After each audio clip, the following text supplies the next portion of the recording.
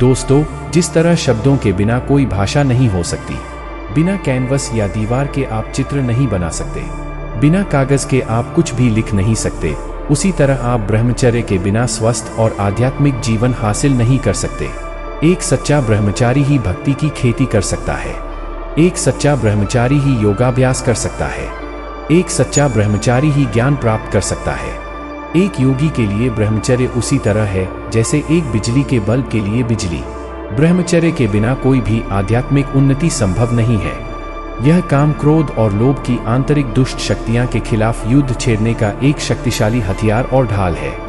यह आनंद के लिए एक प्रवेश द्वार के रूप में कार्य करता है और मुक्ति का द्वार खोलता है।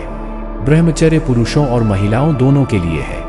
भीष्म, हनुमान, लक्ष्मण, जीसस, मीराबाई, सुलभा और गार्गी यह सभी ब्रह्मचारी ही थे। एक बार आयुर्वेद का कोर्स पूरा करने के बाद धन्वंतरी के छात्रों में से एक छात्र ने अपने शिक्षक से संपर्क किया और उनसे पूछा कि भगवान कृपया अब मुझे स्वस्थ जीवन जीने का रहस्य बताएं। धन्वंतरी ने उत्तर दिया, यह ओरिजिनल एनर्जी वास्तव में आत्मान है। इस प्राण शक्ति के संरक्षण में ही स्वास्थ्य का रहस्य निहित है।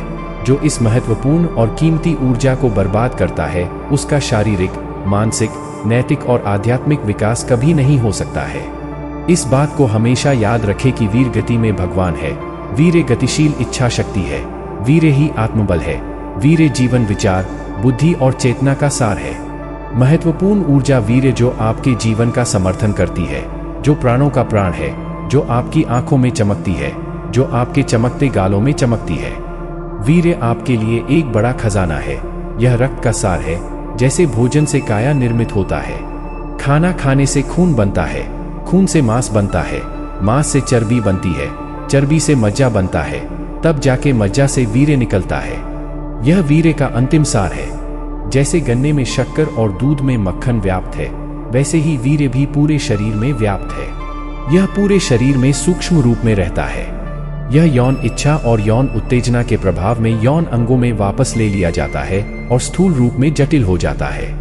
दोस्तों, अब यह भी जान लो, यौन उत्तेजना और इसके बुरे परिणाम। जब कोई व्यक्ति जुनून से उत्तेजित होता है तो उसके प्राण गति में आ जाता है। महत्वपूर्ण वायु या प्राण आंतरिक रस या वीर्य को गति प्रदान करता है। तब वीर्य को गति में डाल दिया जाता है। तब यह नीचे की ओर गिरता है, जैसे मेघ वर्षा के जल में फूट पड़ते हैं। जिस प्रकार वृक्षों के फल, फूल और पत्ते वायु के वेग से झड़ जाते हैं, एक बार वीर्य के खो जाने पर वापस नहीं मिलता। उनका प्राण अस्थिर हो जाता है। उनका शरीर उत्तेजित हो जाता है। शरीर और दिमाग ऊर्जावान रूप से काम करने से मना कर देता है। उनमें शारीरिक और मानसिक सुस्ती होती है। थकान और कमजोरी का अनुभव होता है। फिर उस खोई हुई एनर्जी की कमी को पूरा करने के लिए आपको दूध, फल और अन्य वस्तुओं का सहारा लेना पड़ता है। खराब समय से पहले बुढ़ापा, नपुंसकता व विभिन्न प्रकार के नेत्र रोग और तंत्रिका संबंधी रोग इस महत्वपूर्ण द्रव के भारी नुकसान के लिए जिम्मेदार हैं। जिन लोगों का बहुत अधिक वीर्य निकल चुका होता है, वे आसानी से चिड़चिड़े हो जाते हैं। यह अपना दिमागी संतुलन जल्दी खो देते हैं। छोटी छोटी बातें उन्हें परेशान कर देती हैं। जिन्होंने ब्रह्मचर्य व्रत का पालन नहीं किया, वे क्रोध और भय के दासी बन जाते हैं। यदि आपकी इंद्रियां वश में नहीं हैं, तो आप मूर्खतापूर्ण कार्य करने का साहस करते हैं, जिसे बच्चे भी करने का साहस नहीं करेंगे। उस मनुष्य को अपनी शेखी बघारने वाली बुद्धि से पशु पक्षियों से शिक्षा लेनी पड़ती है। यहाँ तक कि जानवरों में भी पुरुषों की तुलना में अधिक आत्मनियंत्रण होता है। केवल मनुष्य ने ही भोग विलास से अपने को बहुत नीचे गिराया है। यौन उत्तेजना की गर्मी में वह बार बार वही नीच कार्य दोहराता रहता है।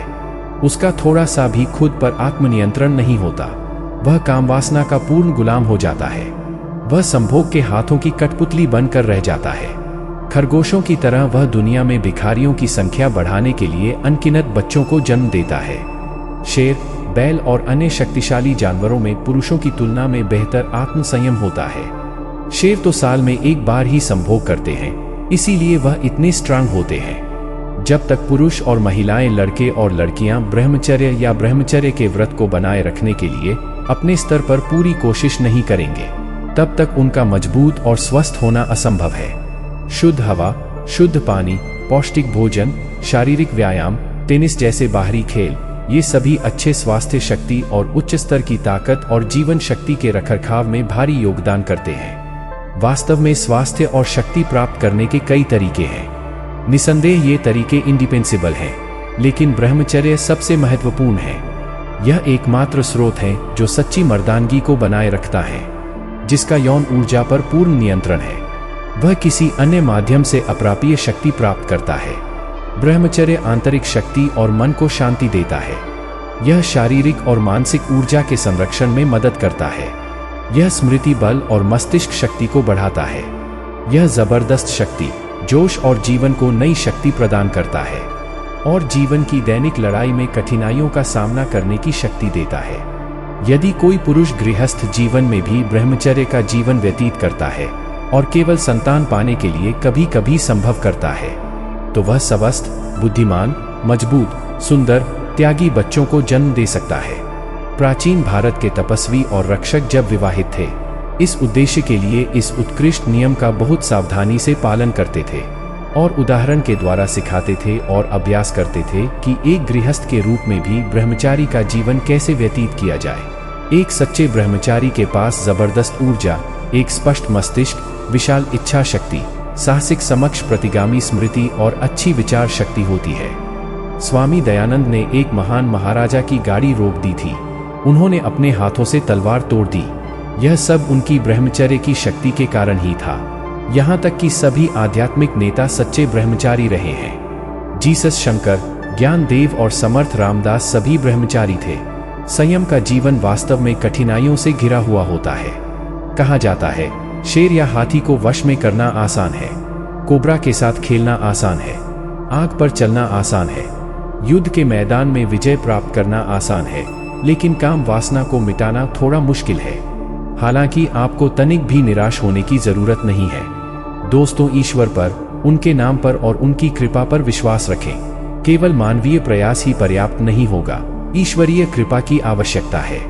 बिना प्रभु की कृपा के मन से वासना को पूरी तरह से नहीं उखाड़ा जा सकता। देखो दोस्तों, जो खुद की मदद करता है, उसकी भगवान भी मदद करता है। जिस प्रकार शक्तिशाली शत्रु को मारने के लिए मशीन गन की आवश्यकता होती है, उसी प्रकार इस शक्तिशाली शत्रु काम वासना को नष्ट करने के लिए निरंतर कठोर और शक्तिशाली साधन का आवश्यक है। आपको ब्रह्मचर्य में अपनी थोड़ी सी सफलता के लिए गर्व से फूलना नहीं चाहिए। यदि आपकी परीक्षा ली जाती है तो आप निराशाजनक रूप से असफल हो जाएंगे। आपको अपनी कमियों के प्रति हमेशा सचेत रहना चाहिए और आपको उनसे छुटकारा पाने के लिए लगातार प्रयास करते रहना चाहिए। उच्चतम प्रयास आवश्यक है, तब आपको इस दिशा में असली सफलता मिलेंगे। तो